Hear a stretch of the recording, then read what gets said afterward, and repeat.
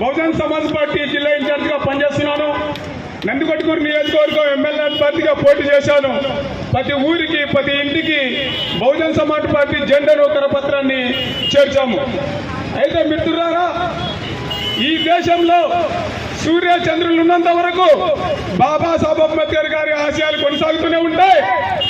Bahujan Samaj party బతుకున్నంత వరకు రాజ్యాంగం బతుకుంటుందని చెప్తున్నాను.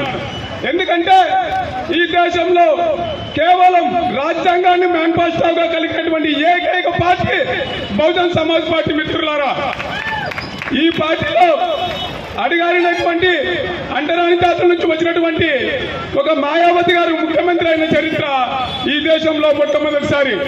మనవర్ కాన్శీరామ్ గారు 100 కోట్లు ఆస్తున్న అకౌంట్ లేని మహానుభావుడు మనవర్ కాన్శీరామ్ గారు.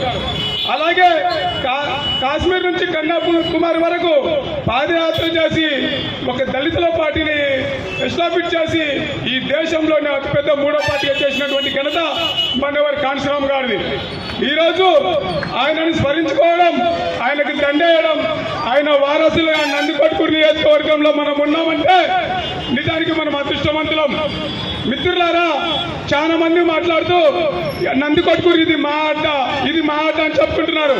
నిజానికి ఎవరు అడ్డ కాదు, ఇది బాబాసాహెబ్ అంబేద్కర్ గారి అడ్డ, బహుజనుల అడ్డ, బహుజన్ సమాజ్ పార్టీ అడ్డగా నిలబెడతామని మీకు మనవి చేస్తున్నాను.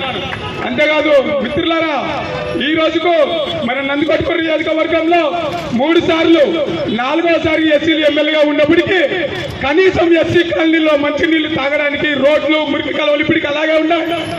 ఎవరి కోసం కల్పించుకున్నాం ఎస్సీలని? ఎస్సీ ఎమ్మెల్యేలుగా గెలిచి ఓట్లకు ఊడిగం చేసినటువంటి ఎమ్మెల్యేలను మీరు ఎండగట్టాలి.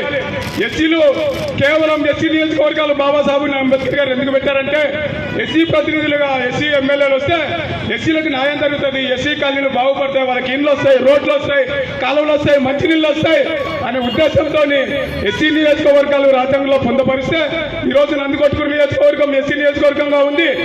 ఇప్పటికీ 4 సార్లు ఎమ్మెల్యేలు ఎస్సీ ఎమ్మెల్యేలు కనీసం నందికొట్కూరు నియోజకవర్గంలో పట్టణంలో అంబేద్కర్ భవనం కట్టలేకపోయారు. మిత్రులారా, కేవలం బహుజన్ సమాజ్ పార్టీ గెలిస్తే అందమైన అంబేద్కర్ భవనం, జ్యోతిరావు పూలే భవనాలు నిర్మించి ఇది బహుజన రాజ్యంగా తీర్చిదిద్దుతాం. మిత్రులారా, మీరు ఇప్పటికైనా మనం మోసపోయింది చాలు. ఇక నుంచి మనల్ని ఎవడు మోసం చేయడు, మనం మోసం పోకూడదు. ఓటు మరా రాజు మరా నైచెలగా అన్నాడు. ఓట్లు మావి, రాజ్యం మీద ఇకపై చెల్లదు.